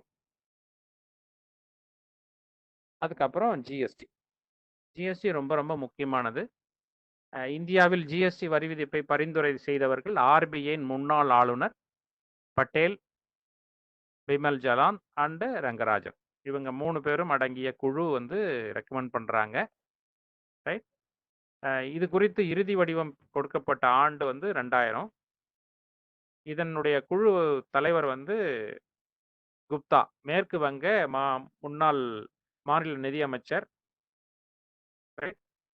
இது வந்து பார்த்தீங்கன்னா ஜிஎஸ்டின்றது வந்து ஏதோ மோடி வந்த பிறகுதான் வந்து செயல்பாட்டுக்கு வந்ததுன்னெலாம் கிடையாது. ரைட். வாஜ்பாய் பீரியட்லேயே வந்து இதுக்கு உண்டான ஃபவுண்டேஷன் போட்டாங்க. ஹெல்த் ஃபினான்ஸ் கமிஷன் வந்து என்ன பண்ணாங்கன்னா ஒரு ரெக்கமெண்டேஷன் கொடுத்தாங்க. இந்த நாடு தழுவிய ஒரு வரி விதிப்பு அவசியம்னு சொல்லி சொன்னதுனால ஹெல்கார் கமிட்டி ஒன்று போட்டு அவங்க ஒரு ரெக்கமெண்டேஷன் கொடுக்குறாங்க. 2003 ஒரு சீர்திருத்தம் கொண்டு வராங்க. அதன் அடிப்படையில் ஜிஎஸ்டி முழு வடிவம் பெற்று இந்தியாவில் இன்ட்ரடியூஸ் பண்ணுறாங்க. ரைட். ஜிஎஸ்டி பற்றி ஆர்பிஐ முன்னாள் கவர்னரின் பரிந்துரை ஏற்று வந்து இந்த டேக்ஸை வந்து இந்தியாவில் இன்ட்ரடியூஸ் பண்ணுறாங்க. ரைட். அதுக்கப்புறம் பார்த்தீங்கன்னா 2011 நாடாளுமன்றத்தில் ஒரு தீர்மானம் கொண்டு வராங்க. அதுக்கப்புறம் கான்ஸ்டியூஷனில் ஒரு சேஞ்சஸ் பண்ணுறாங்க. ரைட். 101வது சட்ட திருத்தம் அமெண்ட்மெண்ட் கொண்டு வராங்க. இதெல்லாம் வந்து கான்ஸ்டியூஷனல் ப்ரொவிஷனில் நீங்கள் படிச்சிருப்பீங்க. அதுக்கப்புறம் பாராளுமன்றத்தில் நிறைவேற்றப்பட்ட சட்டம் வந்து மார்ச் 29, 2017. அதுக்கப்புறம் எப்போ இந்தியாவில் ஜிஎஸ்டி இன்ட்ரடியூஸ் பண்ணாங்கன்னு கேட்டிங்கன்னா ஜூலை 1, 2017. அந்த ஜிஎஸ்டி டே அந்த மாதிரி ஏதாவது கேட்டாங்கன்னா என்னைக்கு இந்தியாவில் இன்ட்ரடியூஸ் பண்ணாங்களோ அதுதான் ஜிஎஸ்டி டே. ஜூலை 1 தான் ஜிஎஸ்டி டே இந்தியாவில். ரைட். அதனுடைய குறிக்கோள் என்னென்னா ஒரே நாடு ஒரே வரி விதிப்புன்றது தான் அதனுடைய குறிக்கோள். ஜிஎஸ்டியோட சிறப்பியல்புகள் என்ன அப்படின்னு பார்த்தீங்கன்னா இது வந்து ஒரு புது வரி கிடையாது. இது ஏற்கனவே இருந்த வரிகள்லாம் ஒன்றா கிளப் பண்ணி கொண்டு வந்த வரி தான் அது. ரைட்டுங்களா? அது என்னென்ன வரிலாம் வந்து ஜிஎஸ்டியில் அடங்கியிருக்குன்றதை நம்ம பின்னாடி ஒரு லிஸ்ட் இருக்கு, நான் அதை சொல்கிறேன். சரிங்களா? நவீன தொழில்நுட்பத்தில் முற்றிலும் கணினிமயமாக்கப்பட்ட ஒரு வரி. ரைட்டுங்களா? அப்புறம் 3 வகையான வரிகள் இருக்கு. Central GST, state GST, integrated GST. அப்புறம் 4 வரி விகிதங்கள் உள்ள 3 டைப்பு, 4 4 ரேட் ஆஃப் டேக்ஸ் 5%, 12%, 18%, 28%. ரைட்டா? சில புக்ல 5ன்னு சொல்லியிருப்பான். அந்த 5 எதுனாக்கா 0% டேக்ஸ்ன்னு சொல்லுவான். சரியா? அது ஆக்சுவலா 4 தான். 0% டேக்ஸ் நாம எதுவும் பே பண்றது இல்லைல்ல. அதனால அது வந்து கணக்குல எடுத்துக்கிறது இல்ல. ஸோ 5, 12, 18, 28 4 வகையான ரேட் ஆஃப் டேக்ஸ் தான் வந்து ஜிஎஸ்டியில் இருக்கு. ரைட்? அப்புறம் ஜிஎஸ்டியோட மிகப்பெரிய கான்ட்ரவர்ஷியான ஒரு ஃபீச்சர் என்னன்னா டெஸ்டினேஷன் பேஸ்டு. ஏன் வந்து நம்ம தமிழ்நாட்டில் செல்வி ஜெயலலிதா சிஎம்ஆ இருக்கும்போது அந்த டேக்ஸ் ஜிஎஸ்டி எதிர்த்தாங்க அப்படின்னு கேட்டிங்கன்னா, இந்த ஜிஎஸ்டி போடுறதுனால தமிழ்நாட்டுக்கு பெரிய வருமானம் ஒன்றும் கிடையாது, வருமான இழப்பு தான் அப்படின்னு சொல்லிட்டு எதிர்த்தாங்க. ஏன் அப்படின்னா, இப்போ நம்ம ஊர்ல ப்ரொடியூஸ் பண்ற பொருள் எந்த மாநிலத்துல போய் விற்கிறாங்களோ அந்த விற்கிற இடத்துல இருக்கிற அரசாங்கத்துக்கு தான் வந்து வருமானம் அதிகம், வருமானம் கிடைக்கும் ஜிஎஸ்டியில். இப்போ for example Ford car produce பண்ணுறாங்க தமிழ்நாட்டில். ரைட்? மறைமலை நகரில் ப்ரொடியூஸ் பண்ணுறாங்க இல்லையா ஃபோர்டு காரு. அந்த ஃபோர்டு கார் வந்து இப்போ வந்து ஆந்திராவில் வந்து ஒரு 500 கார் விற்குது, நார்த் இந்தியாவில் வந்து ஒரு 1000 கார் விற்குதுன்னு வச்சுக்கோங்களேன். இந்த 1500 காருக்கு நம்ம நிறைய தண்ணி செலவு பண்ணியிருப்போம், நிறைய கரண்ட் செலவு பண்ணியிருப்போம், நிறைய செலவு பண்ணி உற்பத்தி பண்ணியிருக்கோம். ஆனால் நம்ம ஸ்டேட்டுக்கு எந்த வருமானமும் கிடையாது. ரைட்டா? அது எந்த ஸ்டேட்ல அந்த பொருள் போய் விற்குதோ அந்த ஸ்டேட்டுக்கு தான் வருமானம். அதனால தான் வந்து அம்மையார் வந்து ஜெயலலிதா அதை எதிர்த்தாங்க. ரைட்? அது வந்து அதுக்கப்புறம் வந்தவங்க கன்வின்ஸ் ஆயிட்டாங்க. ரைட்டுங்களா? அதுக்கப்புறம் இப்போ என்னன்னா, இப்போ அந்த இழப்பீடை வந்து ஈடு கட்டுறதுக்கு தான் வந்து ஒரு 5 வருஷத்துக்கு நாங்க உங்களுக்கு வந்து காம்பன்சேஷன் கொடுக்குறோம் அப்படின்னு சொல்லிட்டு ஒத்துக்கிட்டாங்க. ரைட்டா? அப்போ ஜிஎஸ்டி இடத்துல போய் சேருதோ எங்க போய் விற்பனை ஆகுதோ அந்த ஸ்டேட்டுக்கு தான் வருமானம். நம்ம உற்பத்தி ஆகிற ஸ்டேட்டுக்கு வருமானம் கிடையாது. ரைட்டுங்களா? அது ரொம்ப ஒரு முக்கியமான கான்செப்ட், ஞாபகம் வச்சுக்கோங்க. அடுத்தது ஜிஎஸ்டி எல்லா வணிகர்களுக்கும் கட்டாயம் அல்ல. யாராருக்கெல்லாம் கட்டாயம் அப்படின்னா 20 lakhsக்கு அதிகமாக சம்பாதிக்கிறவங்களுக்கு தான் ஜிஎஸ்டி கட்டாயம். ரைட்டா? அதுலேயே வந்து ஜிஎஸ்டி 20 lakhsக்கு கம்மியாக இருந்தாலும் ஒரு சிலருக்கு இருக்கு, விதிவிலக்கு இருக்கு அதில். ரைட்? விதிவிலக்குலாம் நமக்கு தேவையில்லை, விட்டுருங்க. அப்புறம் ஜிஎஸ்டியின் கீழ் அனைத்து பொருள்களுக்கும் 8 இலக்கங்களை கொண்ட ஹெச்எஸ்என் கோட் நம்பர். என்ன அது ஹெச்எஸ்என் கோடு நம்பர்னா, அது வந்து ஆன்லைன் டிரான்சாக்ஷனுக்காக கொடுக்கப்பட்ட 8 டிஜிட் நம்பரு. அது வந்து ஹார்மனைஸ்டு சிஸ்டம் ஆஃப் நாமன்கிளேச்சர்னு சொல்லுவாங்க. ரைட்டுங்களா? தென் ஜிஎஸ்டி என்பது ஒரு முறை செலுத்தும் வரி, single time tax. Right? Value added tax replace பண்ணிட்டு இது வந்து ஒரு மறுவடிவம் தான். வந்து ஒரு டைம் பே பண்ணால் போதும். நீங்கள் வந்து ஒரு பொருளை உற்பத்தி பண்ணுறதுக்கு நிறைய கச்சா பொருள்களை பயன்படுத்துறீங்க. கச்சா பொருளை வாங்கும்போது நிறைய டேக்ஸ் பே பண்ணியிருக்கீங்கன்னா அந்த ஏற்கனவே டேக்ஸ் வந்து இந்த இன்புட் கிரெடிட்னு இன்னொரு இடத்துல வரும், நான் சொல்கிறேன். ரைட்டுங்களா? இது உங்களுக்கு புரியறதுக்காக சொல்கிறேன். அப்போது ஒரு இன்புட் வாங்கும்போது ஒரு டேக்ஸை பே பண்ணிவிட்டு ஒரு இன்புட் வாங்குறீங்கன்னு வச்சுக்கோங்களேன். அந்த இன்புட்டை பயன்படுத்தி இன்னொரு பொருளை உற்பத்தி பண்ணி நீங்கள் சேல் பண்ணும்போது ஒரு 100 ரூபாய் டேக்ஸ் வருதுன்னு வச்சுக்கோங்க. அந்த 100 ரூபாய் டேக்ஸு வந்து நீங்கள் ஆல்ரெடி ஒரு பொருளை வாங்கும்போது டேக்ஸ் பே பண்ணியிருப்பீங்க. அதுக்கு உண்டான எவிடன்ஸ் காமிச்சிங்கன்னா அந்த 100 ரூபாயிலேருந்து அந்த ஆல்ரெடி பே பண்ண டேக்ஸை மைனஸ் பண்ணிப்பாங்க. அதுதான் வந்து இன்புட் டேக்ஸ் கிரெடிட். ரைட்டா? அப்போது நீங்கள் ஒவ்வொரு ஸ்டேஜ்லையும் டேக்ஸ் கட்ட வேண்டிய அவசியம் இல்லை. அப்படி கட்டியிருந்தீங்கன்னா அதை மைனஸ் பண்ணிக்கலாம். ரைட்டா? அதுதான் வந்து ஒன் டைம் சிங்கிள் டேக்ஸ். வரி விகிதத்தில் மாற்றம் செய்ய வேண்டியிருப்பின் இது வந்து என்ன மாற்றம் செய்யணும்னாலும் வந்து ஜிஎஸ்டி கவுன்சில் மூலமா முடிவு செஞ்சுக்கலாம்னு சொல்லிட்டு ஒரு அதிகாரம் கொடுத்துருக்காங்க. ஜிஎஸ்டி கவுன்சில் என்னென்ன யாரெல்லாம் ஜிஎஸ்டி கவுன்சில் இருக்காங்கன்றது அடுத்த ஸ்லைட்ல பார்க்கலாம். ரைட்? அப்புறம் ஜிஎஸ்டி அமலாக்கத்தால் மாநிலங்களுக்கு ஏற்படும் நஷ்டத்தை முதல் 5 ஆண்டுகளுக்கு, அதாவது 2015-16 ஆண்டின் அடிப்படையில் மத்திய அரசு வழங்கும். ஏன்னா இந்த டெஸ்டினேஷன் பேஸ்டு இல்லையா, வெளிநாடு எந்த மாநிலத்தில் போய் பொருளை விற்கிறோமோ அவங்களுக்கு தான் பெனிஃபிட்ன்றதுனால உற்பத்தி பண்ணுற மாநிலங்களுக்கு லாஸ். அதனால வந்து ஃபர்ஸ்ட் 5 வருஷத்துக்கு நாங்கள் உங்களுக்கு காம்பன்சேஷன் கொடுக்குறோம் அப்படின்னு சொல்லி இந்த சட்டத்திலே இருக்கு. ரைட்டுங்களா? அதுக்கப்புறம் ஜிஎஸ்டி அடிப்படையில் 15 இலக்க எண் கொண்ட ஜிஎஸ்டி அடையாள எண் மாநிலத்திற்கு மாநிலம் இது வந்து மாறுபடும். ரைட்டுங்களா? அதாவது 8 இலக்கம் கொண்ட ஹெச்எஸ்என் கோடு வேற. அதே மாதிரி ஜிஎஸ்டி ஐடி ஒன்று கொடுக்குறாங்க. இது வந்து 15 டிஜிட் நம்பரு. இது ஸ்டேட் விட்டு ஸ்டேட்டுக்கு மாறுபடும். ரைட்டுங்களா?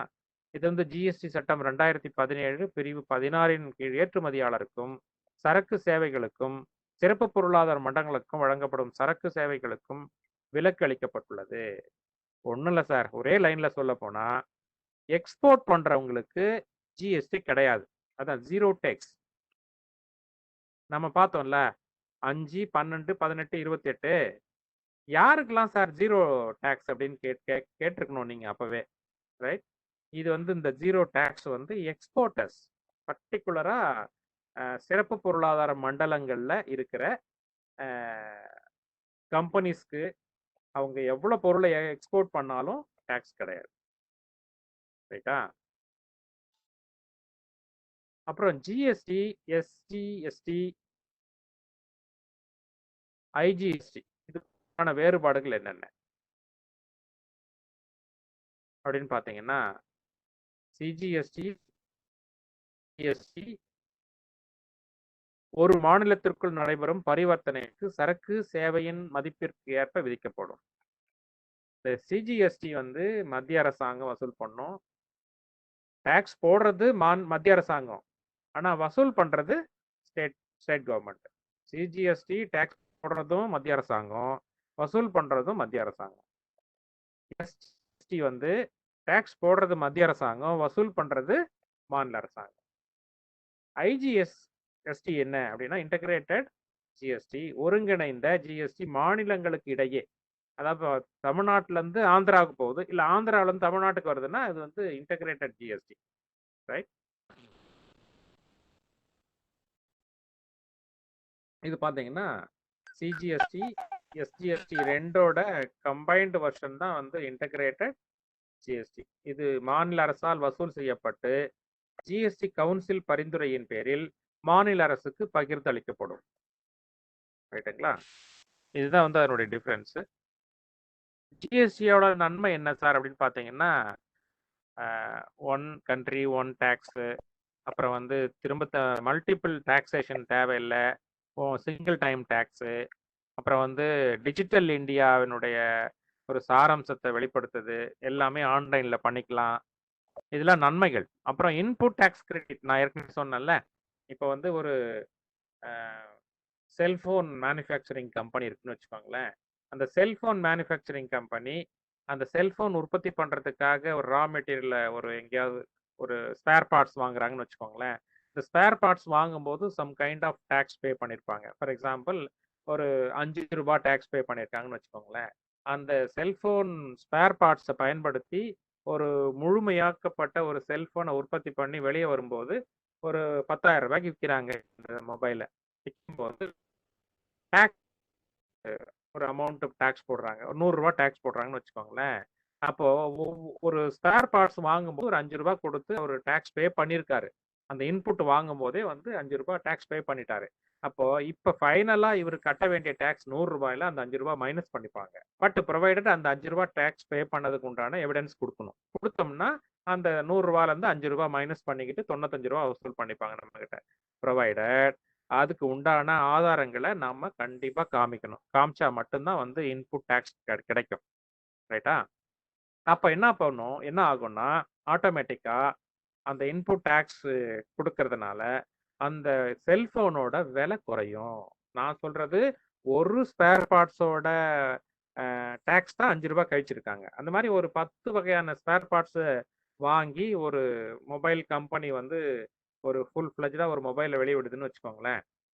அப்போ 10 வகையான இன்புட் டேக்ஸ் கிடைக்கும், டேக்ஸ் கிரெடிட் கிடைக்கும். அப்போ ஏறக்குறைய வந்து ஒரு 40 ரூபா குறையுதுன்னு வச்சுக்கோங்க. ஒரு மொபைல் மேல 40 ரூபா டேக்ஸ் குறையுது அப்படின்னா குறைஞ்சது ஒரு 200 ரூபா லெவலுக்கு வந்து அந்த மொபைலோட காஸ்டே குறையும். ரைட்? அப்போ இன்ஃப்ளேஷன் குறையும். இன்புட் டேக்ஸ் கொடுக்கறதுனால இன்ஃப்ளேஷன் குறையும். ரைட்?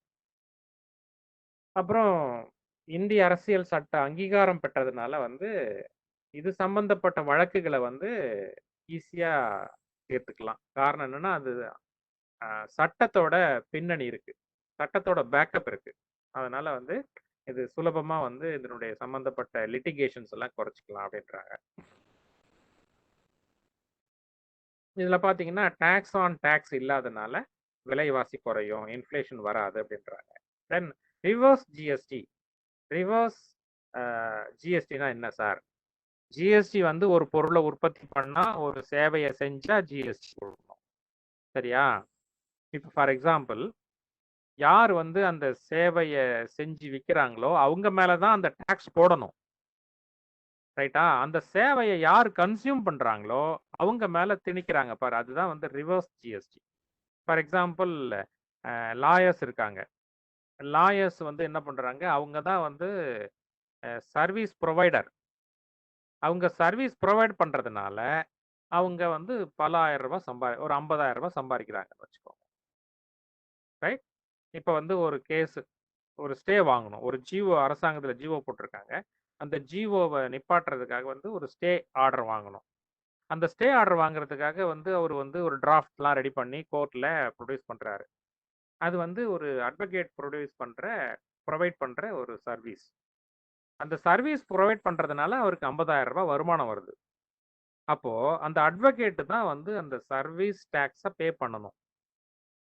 ஆனா அட்வொகேட் என்ன பண்றாரு, அந்த பேர்டனை வந்து கஸ்டமர் மேல திணிச்சிடுறாரு. அந்த சர்வீஸ் டேக்ஸை அவர் பே பண்றாரு. யாரு? கஸ்டமர் பே பண்றாரு. This is called reverse GST, right? அதுக்கப்புறம் ஜிஎஸ்டி கவுன்சில். ஜிஎஸ்டி கவுன்சிலோட அதிகாரம் என்ன? யாரெல்லாம் அதுல வந்து மெம்பரா இருக்காங்க? தலைவர் வந்து மத்திய நிதியமைச்சர் சீதாராமன் தான் வந்து, நிர்மலா சீதாராமன் தான் இப்போ ஜிஎஸ்டி கவுன்சிலோட சேர்மன். இதுல துணைத் தலைவர் யார் அப்படின்னு பாத்தீங்கன்னா, minister of state for finance. அதாவது நிதி அமைச்சருக்கு கூட ஒத்தாசையா இருக்கக்கூடிய ஒரு அமைச்சர் தான் வந்து அதுக்கு துணைத் தலைவர். இதுல மொத்த உறுப்பினர்கள் 30 பேர் இருக்காங்க, ரைட்டா? மாநிலங்கள் சார்பா வந்து 28 பேரு, நியூ டெல்லி அண்ட் புதுச்சேரி சார்பா வந்து 2 பேரு. மற்ற யூனியன் டெரிட்டரிக்கெல்லாம் ஏன் சார் மெம்பர் இல்லை அப்படின்னு கேட்கணும். ஏன் மெம்பர் இல்லை அங்கெல்லாம்? இங்க ஒண்ணுதானே சார் அசம்பிளி இருக்கு. Yes, very good. அங்க டெல்லிலையும் புதுச்சேரியில மட்டும்தான் லெஜிஸ்லேட்டிவ் அசம்பிளி இருக்கு, சரிங்களா? மற்ற யூனியன் டெரிட்டரியில எல்லாம் மத்திய அரசாங்கத்தினோட நேரடி கட்டுப்பாட்டில் இருக்கிறதுனால அவங்களுக்கு வந்து ரெப்ரசன்டேட்டிவ்ஸ் தேவையில்லை. அப்போ ஜிஎஸ்டி கவுன்சில் மொத்த உறுப்பினர்கள் எத்தனைன்னு கேட்டா 30, ரைட்?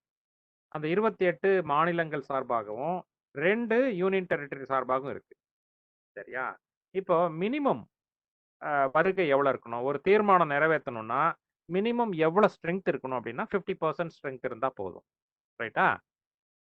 முடிவு எடுக்க தேவையான பெரும்பான்மை பலம் 75%, ரைட்? இது கூட்டாண்மை தத்துவத்தின்படி இயங்கும் ஒரு அமைப்பு. இது இந்திய அரசியலமைப்பு சட்ட அங்கீகாரம் வந்து 279A, சரியா? இது உங்களுக்கு கான்ஸ்டியூஷன்ல கேட்க வாய்ப்பு இருக்கு. பட் ஜிஎஸ்டி சம்பந்தமா நாம வந்து எக்கனாமிக்ஸ்ல படிக்கிறதுனால இந்த ஆக்டும் அந்த ஆர்டிக்கல், ஆக்ட்னு போட்டிருக்கேன், அது கரெக்ஷன் போட்டுக்கோங்க, ஆர்டிக்கல்.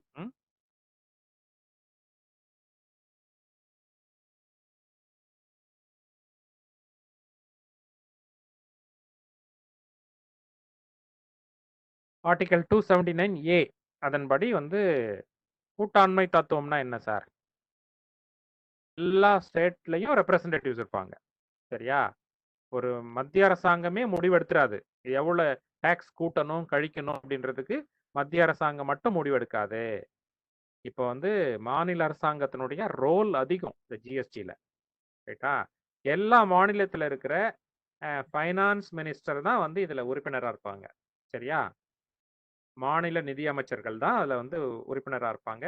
சப்போஸ் நிதி அமைச்சருக்கு ஏதாவது உடம்பு சரியில்லைன்னா என்ன சார் பண்றது அப்படின்னா, நிதி அமைச்சர் யாரை கை காமிக்கிறாரோ அவங்க போய் ரெப்ரசன்ட் பண்ணலாம், ரைட்டா? ரைட்? அதுதான் வந்து கூட்டாண்மை தத்துவம்ன்றது. அதுதான் ஒவ்வொரு ஸ்டேட்ல இருந்தும் ரெப்ரசன்டேட்டிவ்ஸ் இருப்பாங்க அந்த கவுன்சில்ல, சரியா? இது வரைக்கும் வேர்ல்டு லெவல்ல 160 நாட்டுக்கு மேல வந்து ஜிஎஸ்டி இம்ப்ளிமெண்ட் பண்ணியிருக்காங்க. ஜிஎஸ்டியை முதலில் இம்ப்ளிமெண்ட் பண்ண நாடு வந்து பிரான்ஸ், 1954, ரைட்டா? நாம எவ்வளவு பின்தங்கி இருக்கோம் பாருங்க, ரொம்ப ஃபார் பிலோ. இது வந்து பார்த்தீங்கன்னா கனடா மற்றும் இந்தியாவில் மட்டுமே மல்டிபிள் ஜிஎஸ்டி. என்னென்ன மல்டிபிள் ஜிஎஸ்டி? சென்ட்ரல் ஜிஎஸ்டி இருக்கு, ஸ்டேட் ஜிஎஸ்டி இருக்கு, அதுக்கப்புறம் இன்டகிரேட்டட் ஜிஎஸ்டி இருக்கு.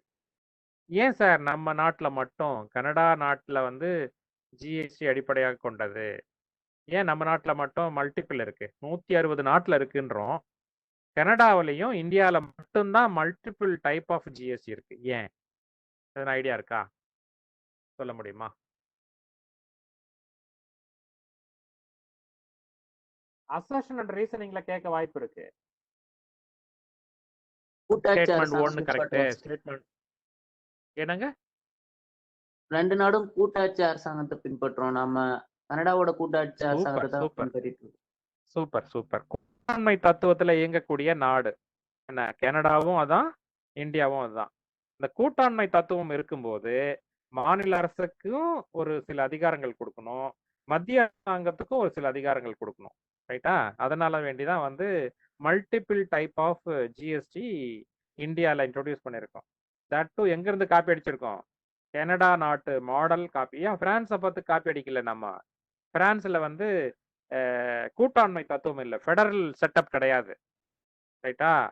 இந்தியாவில், கனடால, யூஎஸ்ஏல இருக்கு கூட்டாண்மை தத்துவம். ரைட்? பட் வேற நம்ம கனடா டைப் வந்து நமக்கு சூட்டபிளா இருந்ததுனால கனடா நாட்டை காப்பி அடிச்சு நம்ம இதை வந்து நம்ம இந்த டாக்ஸ் இன்ட்ரடியூஸ் பண்ணியிருக்கோம் இந்தியாவில்.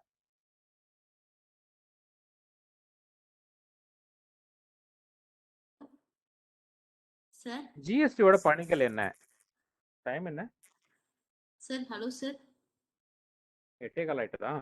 8:15. முடிச்சுக்கலாமா? கண்டினியூ பண்ணலாமா? சார் ஹலோ ஜிஎஸ்டி ஹலோ சொல்லுங்க. சார் இந்த ஜிஎஸ்டி வந்து ஒன் டைம் அந்த இது இருந்தது இல்ல சார், நம்ம முன்னாடியே பே பண்ணியிருந்ததுன்னா அந்த உள்ளீட்டு வரவுன்னு ஒண்ணு இருந்தது, வரி வரவுன்னு ஆமா, இருந்தது. Input tax credit. சொல்லுங்க சார் அந்த இன்புட் டாக்ஸ் கிரெடிட்ல வந்து ஆல்ரெடி நம்ம பே பண்ணிட்டோம்னா அது எங்க சார் அது காட்டும்? எப்படி நம்ம ஆல்ரெடி நம்ம பே பண்ணிட்டோம்ல சார், அது எப்படி சார் குறைக்க முடியும்? ஆல்ரெடி பே பண்ணிட்டோன்றதுக்கு நமக்கு ஒரு ரசீது இருக்கும் இல்லையா? ஆமா சார். ரிசிப்ட் சார் ஆல்ரெடி வச்சிருக்கோம் பே இல்லையா? பண்ணிட்டாங்கன்னா யார் பே பண்ணுவாங்க? இது வந்து வேற இடத்துல போய் விற்கும் போது அவங்க தானே சார் திரும்ப பே பண்ணணும். இவங்க மேல ஏன் திரும்ப தட் இஸ் வந்து லீஸ்ட் இம்பார்ட்டன்ட். அதை பத்தி கவலையே இல்லை, அதை பத்தி கவலையே இல்லை. அது எங்க இல்ல போய் சார் விக்குதுன்றது பிரச்சனை இல்லை. ஆ. இப்போ ஃபார் எக்ஸாம்பிள் ஃபோர்டு கம்பெனி இருக்கு. அந்த ஃபோர்டு கம்பெனிக்கு உண்டான இன்புட் என்னென்னலாம் இருக்கு? டயர். அவங்களோட ஒரு சார் எக்ஸாம்பிள் டயர் மட்டும் எடுத்துப்போம். டயர் வந்து எம்ஆர்எஃப் கம்பெனில டயர் வாங்கியிருக்கான். டயர் வாங்கும்போது அவரு டாக்ஸ் பே பண்ணிட்டாரு. யாரு? ஃபோர்டு கம்பெனி பே பண்ணிடுச்சு. எவ்வளவு பே பண்ணிருக்கு? ஒரு டயருக்கு வந்து 250 ரூபா பே பண்ணிருக்குன்னு வச்சுக்கோங்க. ரைட்டா? அப்போ 4 டயருக்கு எவ்வளவு ஆச்சு? 1000 rupees பே பண்ணிருக்கு. ரைட்டா? இது ஒரு பக்கம் வச்சுக்கோங்க. இப்போ கார் வந்து ஃபினிஷ் பண்ணியாச்சு. காரை ஃபினிஷ் பண்ணிட்டு காரை சேல் பண்ணியாச்சு. யார் வந்து வாங்குறா? ஒரு ஆந்திரால இருந்து ஒருத்தர் வந்து வாங்குறான். Right? Andhra dealer, wholesale dealer வந்து என்ன பண்றாரு? ஒரு 10 கார் எடுத்துட்டு போயிட்டாரு. எடுத்துட்டு போயிட்டு ஆந்திரால சேல் பண்றாரு. இப்போ ஆந்திரா டீலர் வந்து வாங்கிட்டு போனார்ல, இந்த 1000 ரூபாய் டயருக்கு உண்டான டாக்ஸையும் சேர்த்து தான் பே பண்ணி வாங்கியிருப்பாரு. Because it is indirect tax. வந்து ப்ரொடியூசர் வந்து டீலர் மேல வைப்பாரு, டீலர் வந்து கன்சியூமர் மேல வைப்பாரு. ரைட்டா? ஆந்திரால இருக்கிற டீலரு 1000 ரூபாய் டாக்ஸை கட்டிட்டு தான் 10 கார் வாங்கிட்டு போயிருப்பாரு. ரைட்டா? இப்ப ஆந்திரால சேல் பண்ணும்போது அந்த டாக்ஸ் யாருக்கு? ஆந்திரா அரசாங்கம் தான் வசூல் பண்ணும். அப்ப என்ன பண்ணுவான்? இந்த பாருங்க, நான் தமிழ்நாட்டுல இருந்து வாங்கும்போது ஒரு காருக்கு டயருக்கு மட்டும் நான் 1000 ரூபாய் பே பண்ணிருக்கேன், திஸ் இஸ் த ரெசிப்ட் அப்படின்னு கொடுத்தாச்சுன்னா இந்த 1000 ரூபாவை வந்து ஓவரால் டாக்ஸ்ல மைனஸ் பண்ணுவாங்க. ரைட்டா? மைனஸ் பண்ணும்போது ஆட்டோமேட்டிக்கா அந்த காரோட விலை குறையும். நான் சொல்றது டயருக்கு மட்டும் சொன்னேன். ரைட்டா? அதே மாதிரி ஸ்டீரிங், மற்ற போல்டு, நட்டு, இதெல்லாம் வந்து ஸ்பேர் பார்ட்ஸா தானே வந்து உள்ள வருது. எல்லா பொருளையும் ஃபோர்டு கம்பெனில ப்ரொடியூஸ் பண்ண மாட்டாங்க. ரைட்? எல்லா பொருளையும் ப்ரொடியூஸ் பண்ண மாட்டாங்க. சில பொருள் எம்எஸ்எம்இல இருந்து வாங்குவாங்க. வாங்கும்போது அவங்க பே பண்ணிட்டு தான் அந்த ஒரு பண்ணுவாங்க.